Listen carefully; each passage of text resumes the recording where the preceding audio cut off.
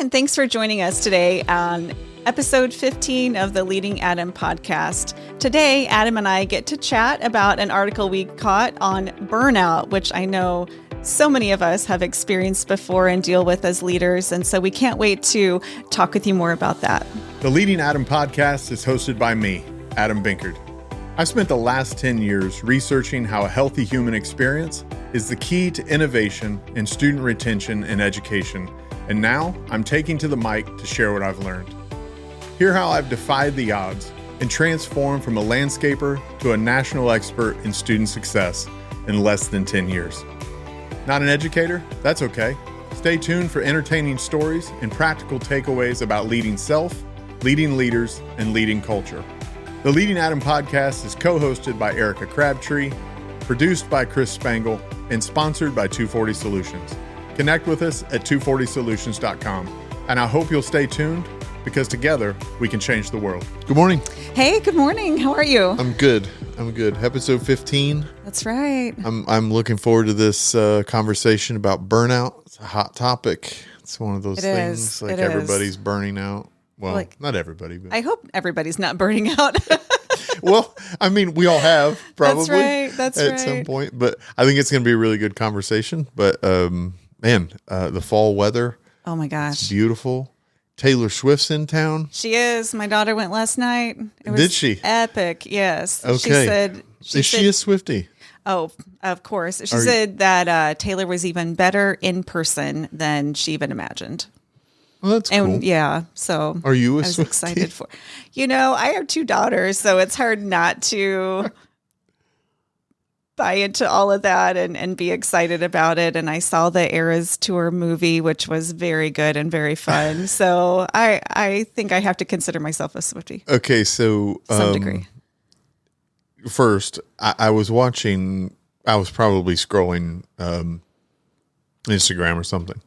But anyway, I saw the kind of a behind the scenes about some of her concert antics, and she dives into the stage. Have you seen this? Oh, yeah. She dives into the stage like a pool. Yes. And they show how that works. I was captivated by it. Yeah. That is really cool. Yeah, stage magic. Yeah, It's I'm not a incredible. Swiftie. I look nothing like a Swiftie. Yet this morning when I stopped to pick up our coffee, Yeah. I'm surrounded by Swifties. The coffee shop They're everywhere right was now. packed. Everybody had a Taylor shirt on. Yes. I clearly did not fit in. Right. Yeah, clearly. So It's all right. Swifties, you are welcome. Welcome to the club. welcome to Indianapolis. Welcome to Indianapolis. Yes. And I mean, she's such a testament to hard work. And I really respect her. And, I think just the timing of the Eras Tour and all of that, just to have an excuse to wear sparkles and go out with your besties and swap friendship bracelets. Is my what buddies we and I needed. were just talking about what could we do tonight that would justify wearing sparkles. Yes, And I didn't even consider that's Taylor right. That's Swift. right. Well, now you got it. Yeah, it's cool. She's definitely a movement. Yeah. It's incredible how Absolutely. much attraction, when a city like Indianapolis reroutes their roads for her to be here for the weekend. And changes street signs. That's incredible. Yeah, So it yeah, is. she's It's up there exciting. like Michael Jackson level, Elvis Oh, level. yeah. That's Yeah, pretty impressive. it is. It is Right. exciting. So burnout today. Yeah. This is big because it's industry. It's not industry specific, but educators, I think, in a lot of ways, probably deal with this a lot because sure. their heart drives them further than what they're maybe capable of. Yeah. In sometimes. So Yeah. yeah. But what's the plan? We're going to take a new strategy today. We kind of have a guest without having a guest, right? We do a little bit. So, on LinkedIn, taking a look at different articles and just scrolling through. Yeah, this one particular article really stood out to me, and I will share it when we For share sure. this article. Yeah, Chris, can we put that in the comments? One of these days we should give Chris a mic. and let him. I think we've got one. He said, you don't want that. I'll never stop talking. It would be interesting to hear what Chris has to say while we sit here and chit chat. That's right. But yeah, let's put that link to this article right in the comments. Absolutely. But yeah, I love the quote. There's a quote in there that I think really sets the tone for what we're going to talk about a little bit here. But leaders aren't just responsible for the bottom line; they're responsible for the lifeline. Mm-hmm.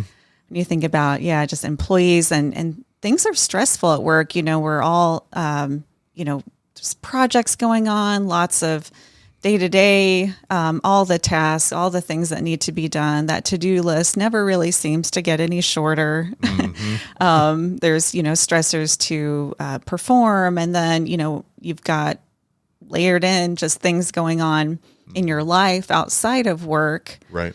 Adding Which is to often that. the part I think as leaders or managers we forget about. Mm-hmm. You have your own stuff, but sometimes we're only thinking about what has to be done at work. Right. For our team, instead of the fact that realizing they've got stuff, and sometimes that stuff has an ebb and flow to it. Yeah. For an extreme example, when someone experiences loss in their personal life, it affects the way that their brain is functioning in their professional life through grief and stuff.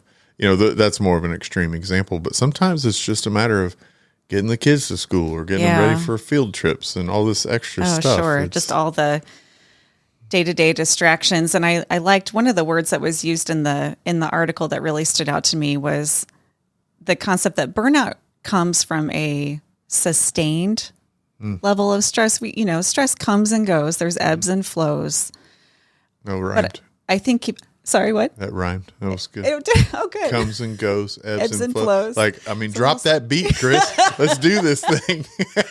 It's a clip in itself right there. You really have been going to some concerts. I have. I've been very music. It's coffee. It's sweater weather. Anyway, it does ebb and flow. Ebb and flow. Things come and go. It's poetic. But yeah, that notion that stress that is sustained and, the projects that don't end or, and really since COVID, I hate to keep blaming things on that, but that was, Sure. 4 years. Well, I don't know that it's blaming COVID. I think the reason we keep referring back to it is because COVID ripped the veil down. It did. For so many things like this, where in a lot of ways, employees on one side said, no more. Yeah. I'm not doing this anymore. Fix it. And had a little bit of leverage, maybe for the first time in a long time. But it also just uncovered, just from an org culture standpoint, companies that had what seemed to be really solid cultures realized that they were propped up on the relationships mostly that employees had with one another. Right. But the actual content of their culture, the framework of their culture in, hearing people or recognition, things like that was pretty weak. Yeah. It's just people kind of tolerate it. So like, well, I really love working with Erika, so I kind of put it aside. And I think the veil was torn down here in that way. And this is one of those. I don't think it's a blaming so much as an exposure, right? Because our cause, it didn't cause it; it exposed it.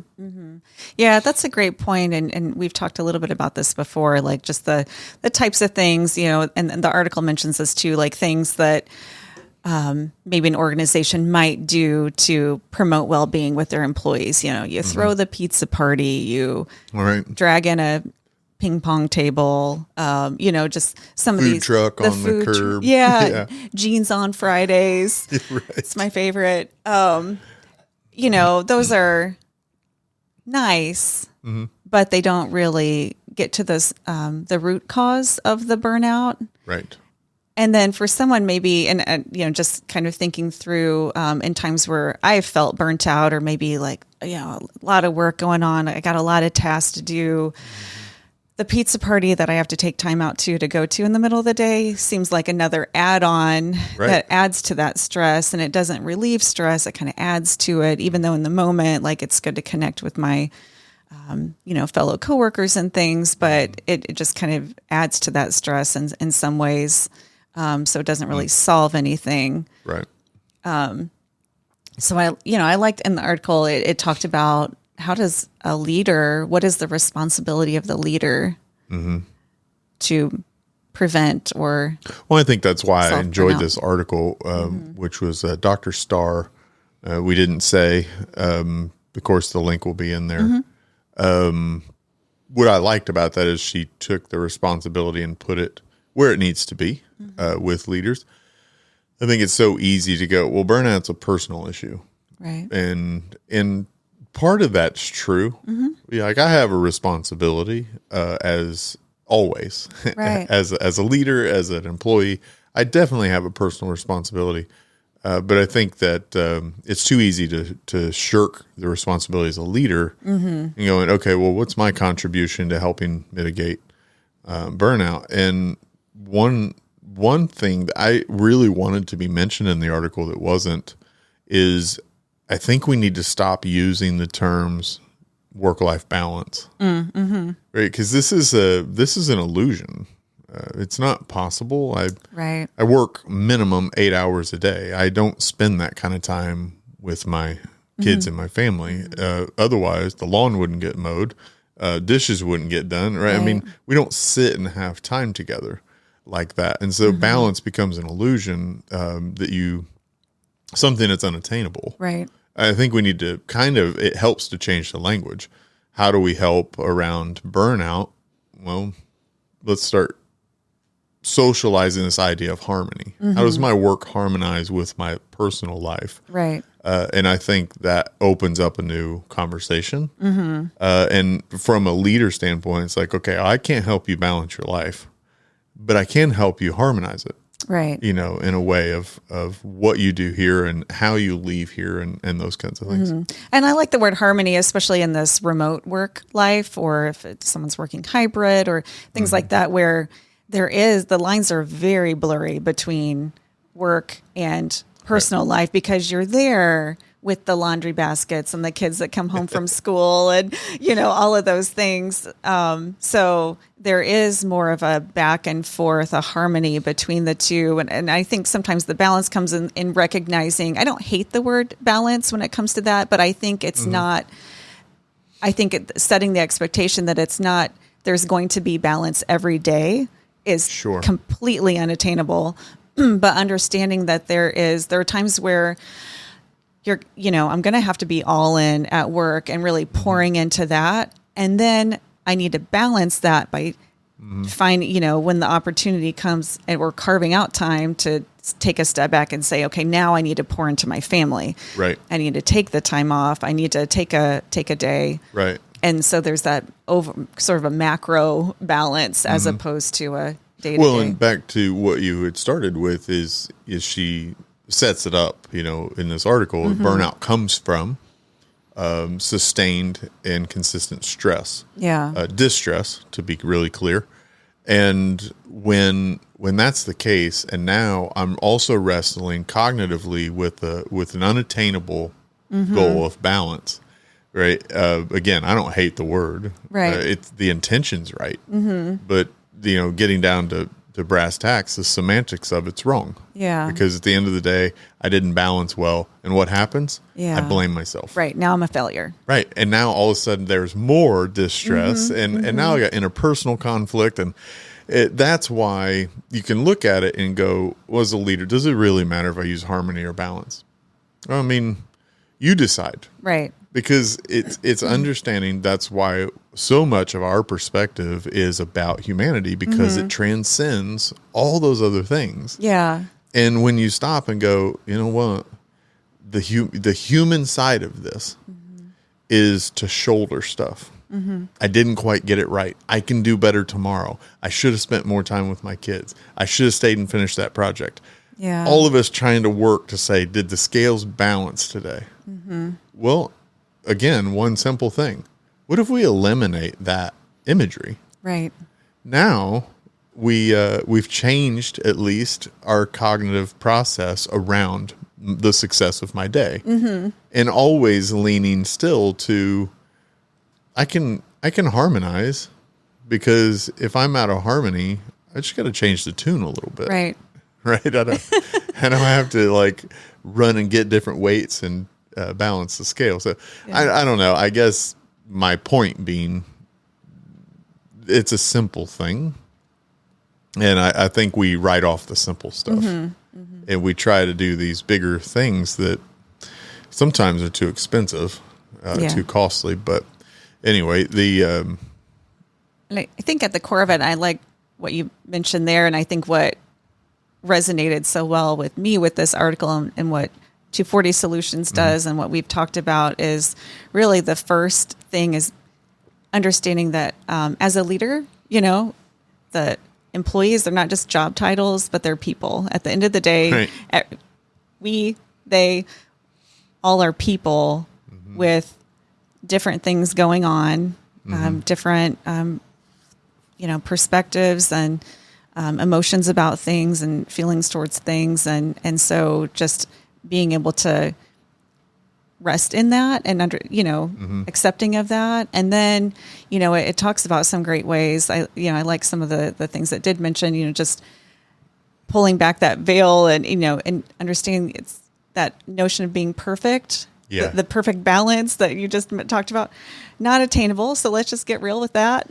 Right. Let's just own it. Let's own it. Let's just get real. Let's roll up our sleeves together and just kind of talk about the challenges and being real with those and working through those is part of that harmony there's going to be challenges with the good. Well, it's been a while since we've circled back to that, but the idea of humanity, what does it mean to lead people, comma first, and that's it. It's when you start amassing all the titles that we carry around, whether it's, if you're younger and don't have a family yet, you're carrying around, in my case, I would have been carrying around a title of son, of employee, I've got that.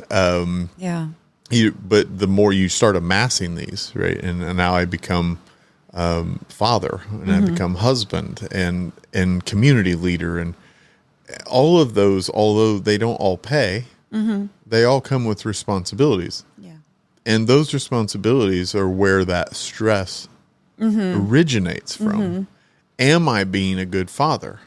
And the answer to that question in any given day is either releasing the endorphins to encourage me further, or the ones that are causing me to kind of take on maybe a poor self-concept. Yeah. And I think that's why the strategy, why we say the human experience, why we say humanity, is because that is the fundamental base.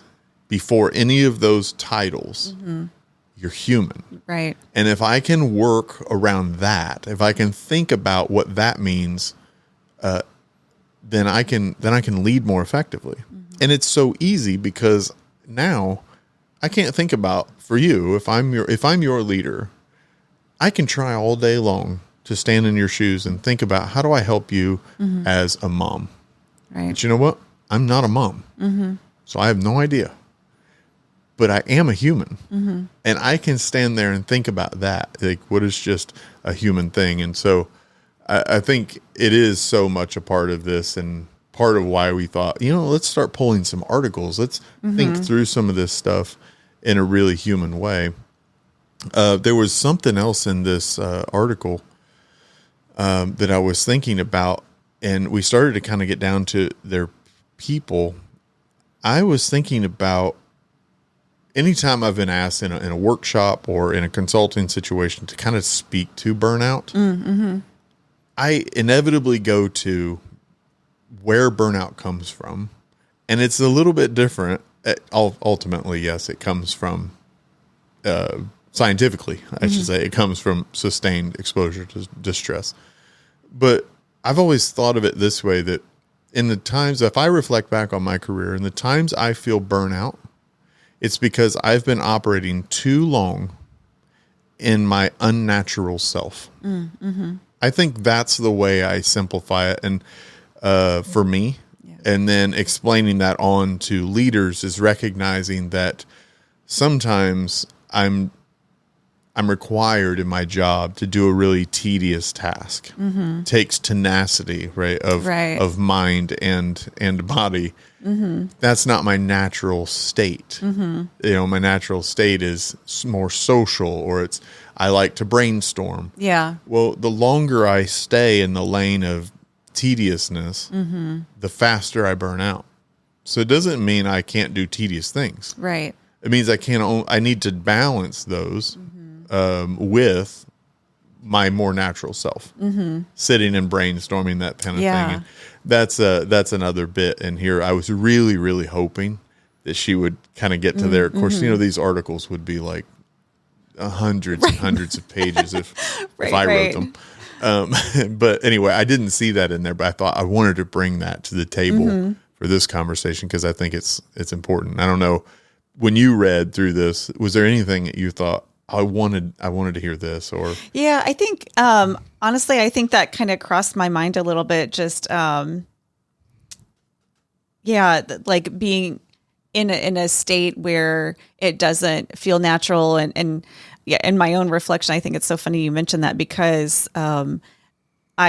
I've known about myself, like if I am in a more of a tedious state for any period of time, all I need is like a little bit of like creative, collaborative, brainstorming time. And that'll sustain me for a pretty long time. It does, doesn't it?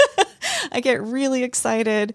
And, at a personal level, I know that if I'm into, if I just need to help myself kind of get out of, reframe my brain a little bit. I need to go to the art museum. I need to do something where I can be outside and feel creative and connected with nature.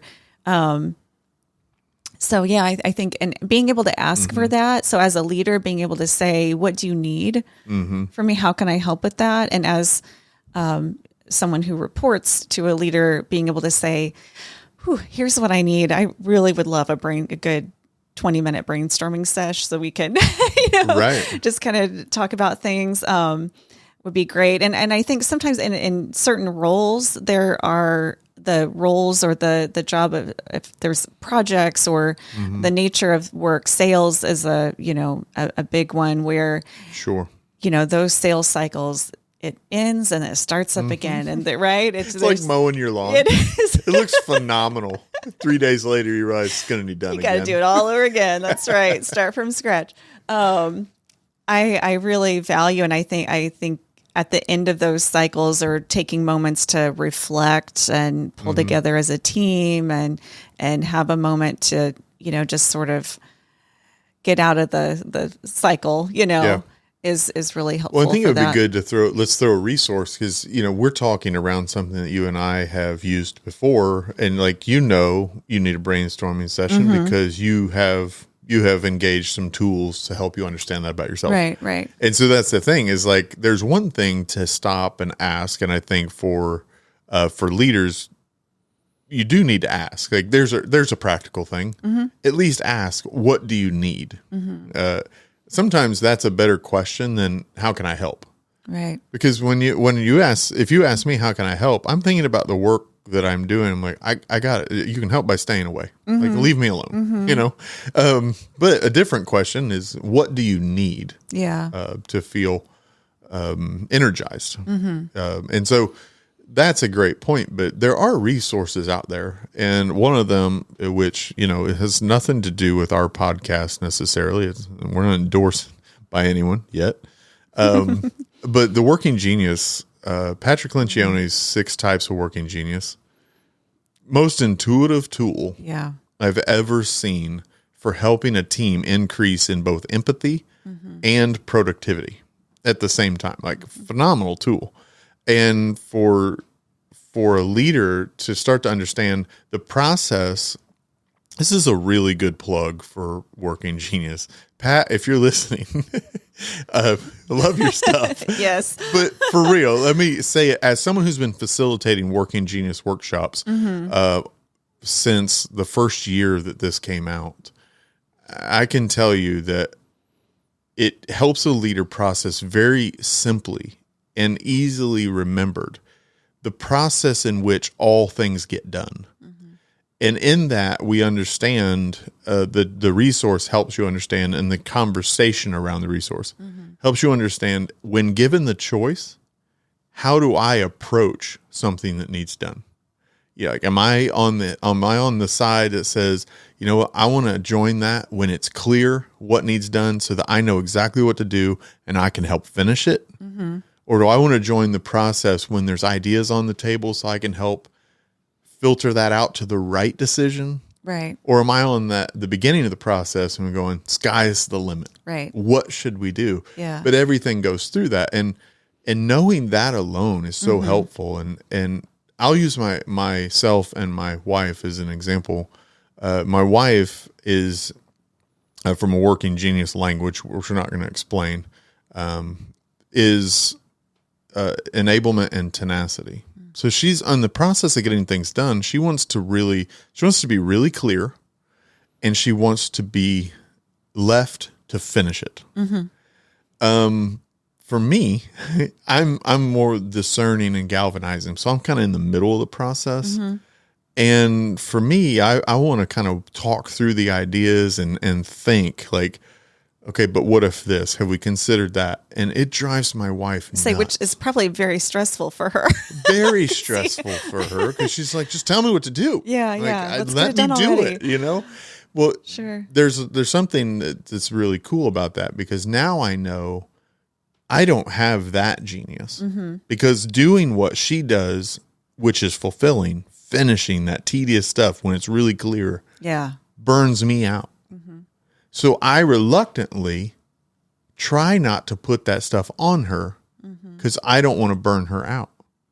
When actually asking her to participate with where I'm at is burning her out. Yeah. Does that make sense? Yeah, absolutely. And that's why I think it's such a cool tool, because it releases me of the guilt. I don't want to be the leader who looks like he sloughs his work. Yeah. Right.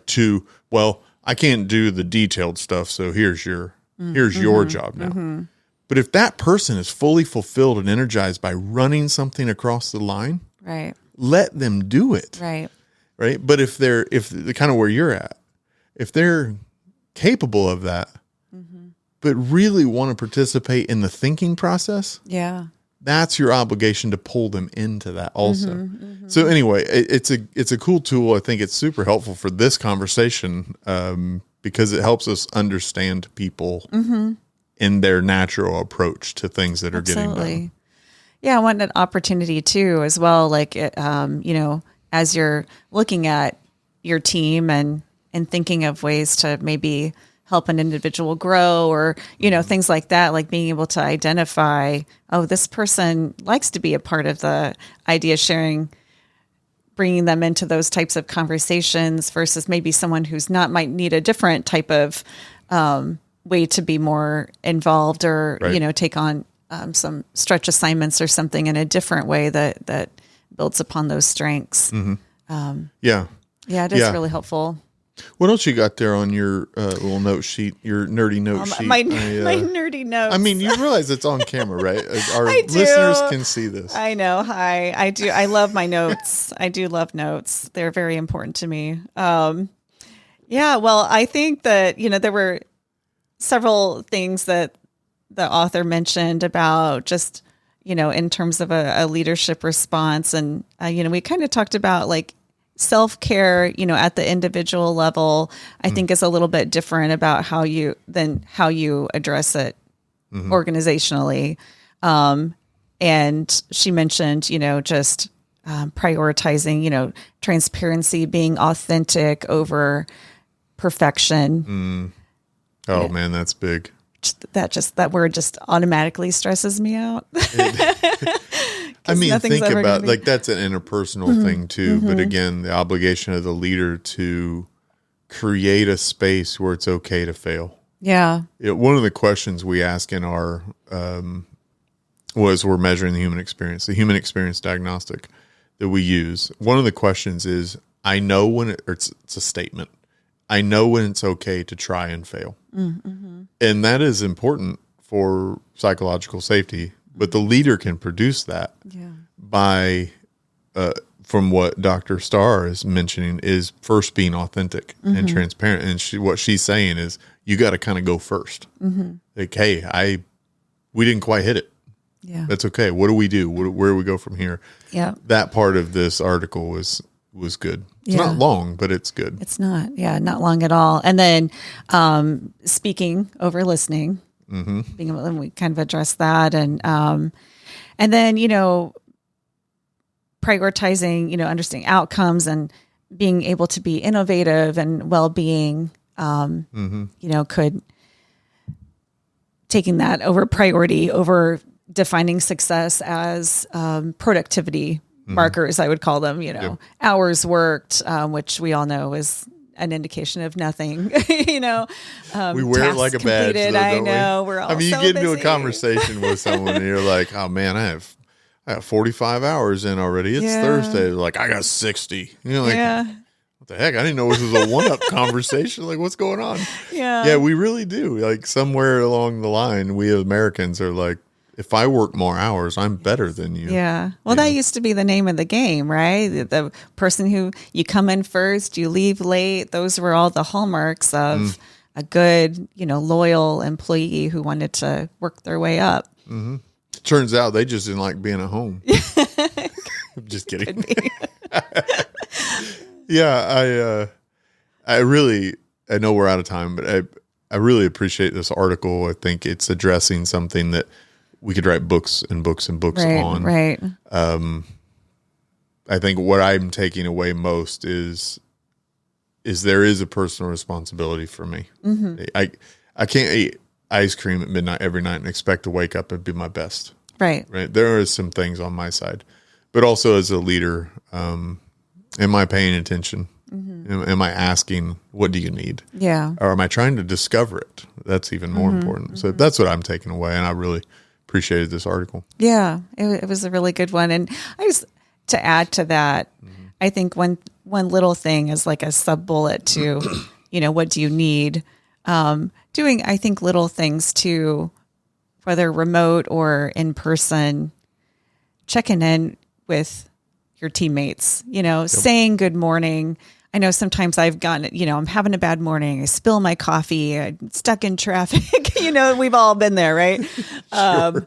And I come in, I'm like, I don't want to talk to anybody, or, I don't want to chat good morning to people, but it makes a difference. And sometimes I have to force myself to do that. But it always is, yes, I'm connecting with people. That always feels good. It always is the right thing to do. And yeah, so I think just even allowing people to feel seen and heard by kindness is always a good step. Yeah. Yeah. It's such a simple step too. Absolutely. But let's not get rid of food trucks. No, I love food. Lunches, breakfast, coffees. I hope this was helpful to someone. We're still getting great feedback from people that are applying some of this stuff, and that's great. Yeah. So, but this is one, like, this probably deserves more episodes in season 2, but we'll do that when we get there, I guess. Absolutely. Cheers. Conversation. Yeah. Thanks for joining us here at the Leading Adam podcast. We hope you found inspiration and hope to see you again next time. Leave us a comment on YouTube, or if you have an idea for a future episode, let us know that too. You can connect with us at 240solutions.com. Thanks, and we hope to see you again next time.